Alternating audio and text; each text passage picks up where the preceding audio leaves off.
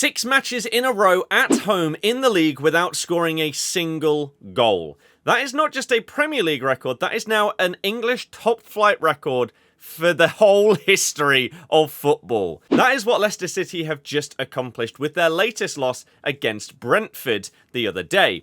1 month ago, to this very day, I created a video talking about the current situation at Leicester City Football Club and potential fixes and things that could happen to try and turn the season around. My thoughts on what would happen with some of the players, the manager, the board, planned protests, etc.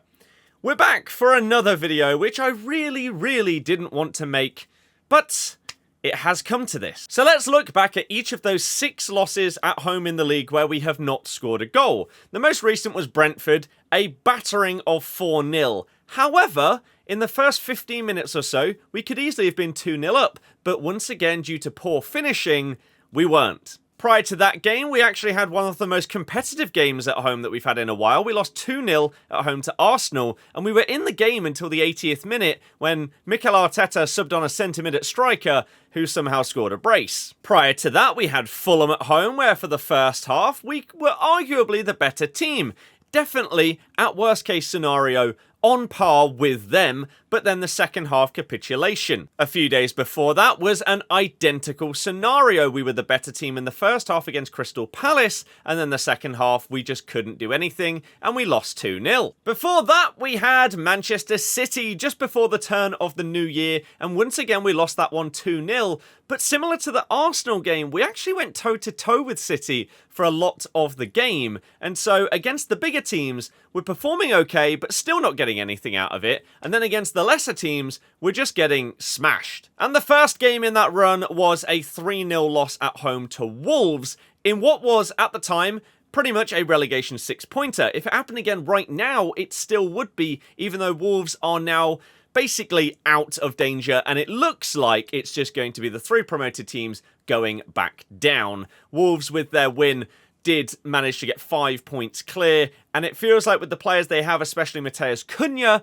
who managed to get the winner for them, that they are going to stay up. So what has happened since the last video that I put out? Well, the first game after that video, we beat Tottenham. We went away to Spurs and we managed to win, and we actually looked great in that second half, partially because Tottenham were all over the place, as they have been for a lot of this season. That was an okay win. Unfortunately, that was followed by an away trip to, again, a relegation 6-pointer. David Moyes had just been appointed by Everton, and we went there trying to claw something after that Spurs victory. Can we use it as a bit of a trampoline to gain some momentum and just keep going the other way up the table? No, we concede a goal within 10 seconds. I did do a vlog of that game, and that one did really well because a lot of Everton fans enjoyed watching that one. 2-0 down in 10 minutes. It was an absolute disaster. We got knocked out of the cup by Manchester United due to an offside goal. That one's a little bit unfortunate. And then we've had the Arsenal and Brentford results. So what have been the problems since that previous video that I was talking about? Has anything changed? And what needs to change if there is any world where we stay in the Premier League this season? Well, the main thing has been the personnel. Of course, Ruud Van Nistelrooy came in as manager, and we talked about him in that video, as well as the people above him in the club, the board members like John Rudkin, director of football, and things like that. But Van Nistelrooy has now been in the job for about 2 months. He came in ahead of the Brighton and West Ham games, and he did well at the start. Then we got a big injury to Hermansen. We've obviously dealt with some other injuries throughout this season, the likes of Fatawu, Ricardo Pereira, key players for us last year, and Ndidi has been out for a chunk of the season as well. However, Ndidi's back, Hermansen is back, we don't yet have Ricardo or Fatawu. However, we brought in Koulibaly for a right-back position, and he's looked good. For 3 million, he's actually looked really good in that position. And so you can maybe rule out the Ricardo injury and say we're now pretty much missing Fatawu, and the rest of the team is what we would like. So what's going wrong? The manager seems to, for some reason, think that the starting 11 is the right 11 when Everybody else disagrees. The back four that started the game against Brentford, I think, is probably what most people wanted to see. Christiansen on the left, you could argue maybe Luke Thomas deserves a go, and I wouldn't really argue with that. A Colian farce because people didn't want to see Vestergaard or Cody anymore, and then Koulibaly starting due to the James Justin injury. Ndidi and Samare starting in front of them. Really, really good. Their partnership in the first couple of games under Ruud looked great, and it's looked better than the other random partnerships that we've had throughout the season. They didn't really work that well because Ndidi was so far up the pitch, it just didn't look like the midfield had any kind of solidity or structure to it at all. But the main problem that the vast majority of our fan base have, including myself, is the same forward line is being selected every single game. There have been quotes from Ruud Van Nistelrooy as to why this is the case. However, before we get into that, the starters are Jamie Vardy up front, who's now 38. You've got Bobby D. Cordova-Reid and Jordan Ayew. We have a front three whose combined age is over 100. That should never, ever be the case. Maybe if we're in like League 2 and you could get away with it. Not in the Premier League, okay? And you could understand it if they were performing really well. Vardy, earlier in the season, hit a bit of form. Got a nice little goal streak, and that was fine. But in his last 10 games, his stats have been absolutely abysmal. He's missing a ton of big chances. He was the one that missed the chances early on against Brentford in another game where it feels like if we go a goal up, maybe everything would be different. As soon as we go a goal down, that's it, the game's over. And so looking at the quotes from Van Nistelrooy as to why are you starting Ayew and Bobby every single week, even though basically every single fan in the stadium would like to see Mavididi start on the left and Buonanotte start on the right. Maybe even Casey McAteer, because at least he's a proper out-and-out winger, even if he's not that great. And also, is there a reason why you're not trusting Daka at all, even though your system is designed to press from the front?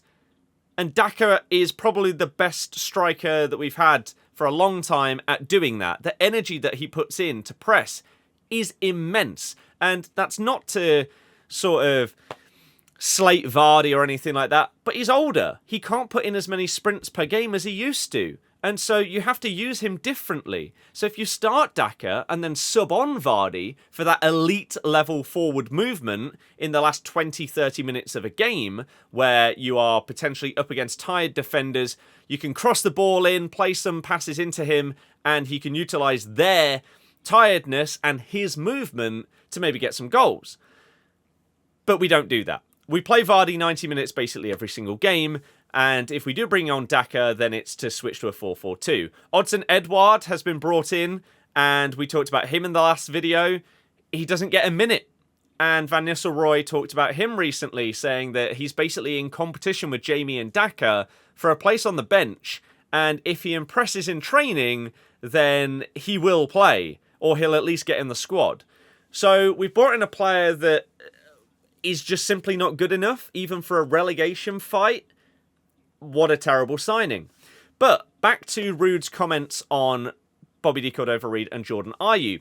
He said that he wants to keep them in the squad because it's about keeping control of the ball, having that defensive work rate between the whole squad. That would make sense if, A, either of those two players were elite at that, or B, if it was resulting in points. The problem is, you've got two players who you're bringing in for squad solidarity. For example, Jordan Ayew is the least attacking forward player I have ever seen play for my club, and probably ever will. All he wants to do when he gets the ball is chest it down more than anything else, and then win a free kick. We don't score from set pieces, so they're pointless. Other wingers would try and take on a man, beat a man, play a 1-2, get round him, create space, play the fullback in on the overlap. But no, Ayew will chest it down and either win a free kick or dribble and then pass it backwards, slowing down the entire attack. Bobby D. Cordova-Reid is a bit more attacking, but he doesn't have the pace, he doesn't have the dribbling ability. His movement in the box is good to get on the end of crosses, but he's not creating the chances himself. So you're playing players that are better for squad solidarity and defensive, like, control of the ball, but we're losing every game. So why not start the more attacking players, like Buonanotte, who, in some of his recent games, he has made some poor decisions, trying to dribble out from, like, the edge of our box and stuff like that. But he's trying to be positive every time he gets the ball. And sometimes you will have to think when and where to use that positivity in terms of your dribbling out, and sometimes you do just need to get rid of the ball. That's fine. But he wants to make things happen. He'll try through balls, he'll try direct passes, counter-attacks. And the same with Mavididi. The difference that you get when Mavididi gets subbed on that left-hand side compared to Jordan Ayew is night and day. You have someone that is willing to dribble, do a step over, skip past a man, drive down the line, instead of just passing it backwards. He'll get the ball in the box. Some of his crosses have been really, really good. But then you just don't have the people on the end of them. So the starting 11 is a big problem. And it feels like if Ruud starts De Cordova-Reid and Ayew in the next game, anybody that is still not really placing any of the blame on the manager, their head is going to turn. Because he's sort of been getting away with it because so much pressure has been put on some of the players and some of the board members. All of the protests and chants and things like that about getting the board members out and things like that mean that Ruud has got away with it. Also, players like Vardy underperforming in front of goal. We looked at those stats earlier. He should be scoring more than he is. And so you can't blame the manager when the person gets in the right position in the system, but then they don't put the ball in the back of the net. But you can blame the manager for starting the same players every week, even though they're not providing us with goal threat, and then trying to defend your decision-making when nobody agrees with it, and you're not seeing any results from it. So one thing that is being talked about a lot lately is Steve Cooper and whether we made a mistake by sacking him. And a lot of people are saying that the fan base is entitled and he would have kept us up and we were perfectly fine and safe. We weren't. We were 2 points clear of the relegation zone when we sacked Steve Cooper. And 4 of the 10 points that we had got, well, you could even say 7, because the Bournemouth one was against the run of play massively. But 4 of those 10 points came against Ipswich and Southampton, who both had 10 men. That's the only reason we were not in the bottom 3. And the one thing that we did have under Cooper was we were scoring in basically every game. That's not happening right now. And even though the football at times is better under Ruud, we're not putting it in the back of the net. Some of that is because of, again, poor finishing from someone like Vardy, who is not being his usual self lately and missing loads of big chances. But also because of the players that are being put on the pitch. So, under Cooper, the football was terrible. He also didn't have injuries. Under Cooper, Mads was fully fit, and he was up until Cooper got sacked, and maybe up until Hermansen's injury, he'd been up there with the best keepers in the league. Some of the performances that he was putting in, his post-shot expected goals and stuff like that, he was at the top of these charts. He was unbelievable and won us points on his own by just pulling off saves where it's like, oh my god, how has that not got in? World class. He had that. We've had Hermansen injured for a while under Van Nistelrooy, and now he's come back from injury and hasn't made those mental saves that he was doing under Cooper. Cooper also had Ricardo Pereira fit, didn't use him, just didn't play him. He also had Fatawu fit, didn't really play him, didn't use him.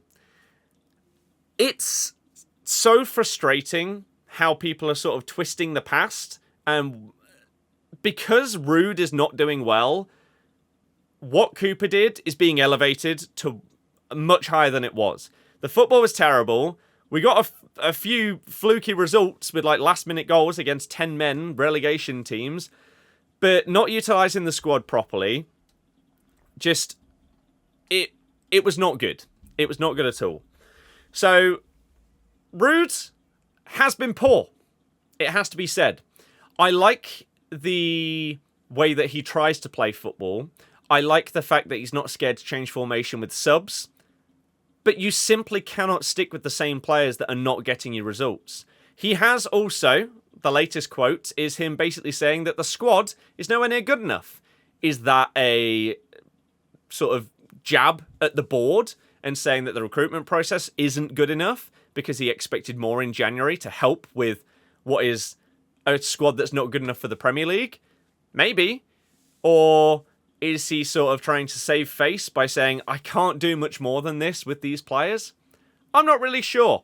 But as I say, if he continues to start the same players, then any fans that are left not blaming him at all, that's going to change. And we have West Ham on Thursday. They just won against Arsenal, whereas we just got slapped by Brentford. So if he starts the same team, I genuinely think some people won't go to the game. It's getting that bad. This is the most disconnected I have seen so many of our fans from the club in my life. I actually had a few years ago a season where something just, it wasn't clicking. And I felt like I didn't care as much. But then that came back and I got the love back. This season, I think everyone's feeling that, but tenfold. And we're going into these games expecting to lose every single match. And all you can ask for is high effort, high intensity. And we're not getting that. It looks like the players are arguing amongst themselves at times. They're jogging back, walking back. There was a clip of farce for the final goal against Brentford where he basically gives up before the ball's even shot. It's bizarre. Some of the players just don't look like they care. And that's unforgivable. Simple as that, really. So, can anything change going forward? The starting 11 needs to change. Okay? Simple as that. You may even want to try and change formation, because this isn't working, is it? Maybe it would if you start the right players, but if you're going to start these players, then they need to be set up differently in order for this to work. In terms of everything else to do with the club, do we keep Ruud? I think yes. And the only reason I would advocate for getting rid of Van Nistelrooy as our manager is if we know, if we get relegated, that he's not staying. If that is the case, get rid now. And bring someone in that is willing to stick with you to hopefully come back to the Premier League from the Championship and then stay with you for a couple of years there and rebuild things. We obviously need a rebuild of the squad in the summer. We've had PSR issues over the last few years, and we're getting a points deduction if we get relegated. So that's a terrible start to next season. We may also get the transfer ban that the EFL tried to impose on us before we got promoted. That may come back. And if it does, I don't know what we're going to do. Because we're going to lose multiple players. For example, Hermansen and El Canoes are the two best players in the squad. They're going to get sold to Premier League teams. We may get good money for them. Like, you could potentially get 40 mil plus for those players. But if you can't spend it, then what can you do, really? In terms of the board and the ownership, there are obviously so many questions right now about whether Top and King Power should sell the club. It's not been the same since Vichai passed away, and every season since, we've got worse in terms of, like, league finishes or whatever. And it's just a multitude of mismanagements of the club and people being in positions that maybe they shouldn't be in anymore. I feel like the protests that are currently going on, people are getting personal with, for example, John Rudkin, who's our director of football, sporting director, one of those. Doesn't really matter, does it? He's the one that makes things happen. But the attacks are personal on him, which I will never advocate for. I understand people voicing their opinions on the club and things like that, but you shouldn't attack a person. You can ask why they are still in their position when it feels like it shouldn't be tenable anymore, and that's fair.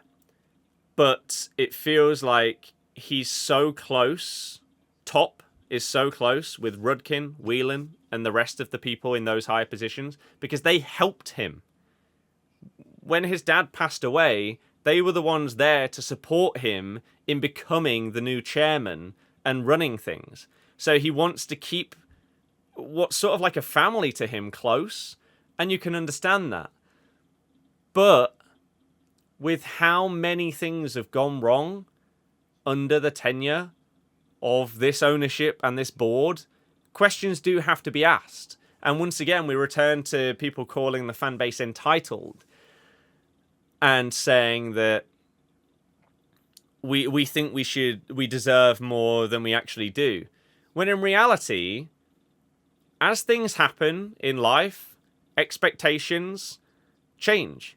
If you win the Premier League, get to a Champions League quarter-final, get to a European semi-final in the Conference League against Roma, finish 5th in back-to-back years, and win an FA Cup, is it entitlement to think that your club probably shouldn't get relegated twice in 3 seasons? Or is that what basically every football fan would think? I think it's the latter.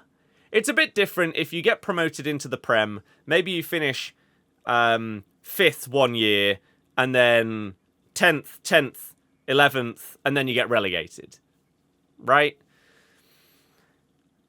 You've had so much income from these seasons and so much success. You should have been... Like, everyone used to call Leicester the club, like, it's the best run club in the world. Now look at it. You got protests about the ownership every week. You've got board members that don't feel like they maybe should still be in their jobs. Or if they do, they should be doing a better job. So many things that have been questioned that haven't been answered. For example, why does it feel like multiple managers now have not been told the full truth when it comes to our PSR situation in terms of what they can bring in with players? We were aiming to bring in like 4 players this January. We brought in 1. And we sold a striker that we'll probably need next season. So, what happens between now and the end of the season? I think it depends on whether the club know what will happen when/if we get relegated. Will Ruud go? Will he stay? That answers the question of whether he should stay now, or whether you should get somebody ready to get used to the squad, get ready to know what they want to do with the squad in the summer ahead of next season. Because otherwise, you're keeping someone in the job that, as it stands, you may like his charisma and things like that, but he hasn't shown reasons to believe that he would keep us up right now. Like, to me, the season's done. It requires a miracle at this stage. And I know we pulled off a miracle a decade ago in not winning the league, but staying in the league the season prior in a very similar situation. I just think that you had a different set of players and coaches and things like that. You had Pearson, who could rally everybody together and make something happen. It feels like we lack that right now. There's no togetherness in this team. Everyone just sort of feels disconnected from each other. No one wants to take the pressure. And players are scared to even like offer themselves as an option to receive the ball. They'll just go and stand up front and hope that it doesn't come near them. It's worrying. And as I say, for me, I'm checked out at this point. That doesn't mean that I'm going to start booing the team or leaving games early or anything like that. That's not going to happen. I'm not that kind of person. I will still be going. I will still be supporting the team and the club. But my mindset is I'm already ready. Like, I've got the championship fixtures release day in my calendar now. I'm ready for next season. And you never know, do you? Could you pull out this crazy run of winning 5 games in a row and suddenly you're fine? You could, but there's no signs of it. So I think it's over. We'll still keep doing the vlogs from any games that I go to away and all of the home games. Our next home game is Man United, who are terrible right now. But before that, we've got West Ham and Chelsea away. Then we've got Man City away after United. Then we've got Newcastle at home, Brighton away, Liverpool at home. And then our last 5 games of the season look like the only place where we could potentially pick up points. We've got Wolves away. We've got Southampton at home, Forest away, Ipswich at home, and Bournemouth away. There is a world where the confidence is so high that you win those 5 games. But it may genuinely already be over by then. And 5 wins wouldn't be enough. That's how bad it is right now. So I don't like being negative about the club. But sometimes, when you're just being realistic, it has to come off as negative because everything about the club is right now.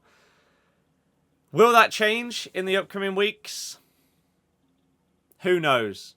We're going to try everything, of course.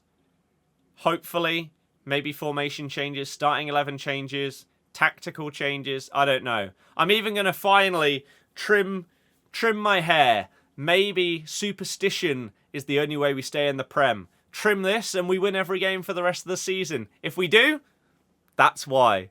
Okay? But hopefully you enjoyed this video. The next one hopefully will be something that isn't about Leicester, because then it might be a more positive one. Enjoy the rest of your day, everybody. Goodbye.